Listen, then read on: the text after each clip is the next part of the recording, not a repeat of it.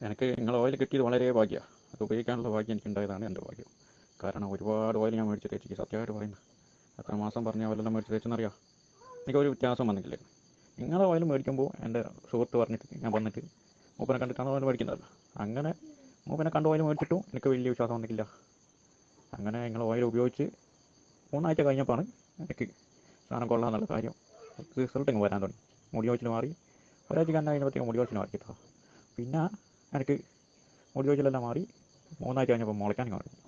ചെറിയ ചെറിയ പിരിവിരെന്ന് പറഞ്ഞാൽ മുളയ്ക്കാൻ തുടങ്ങി. എൻ്റെ മുകളിലത്തെ ഫോട്ടോ ആണല്ലേ, ആ 2 മാസമായപ്പോൾ അത്രയായത്.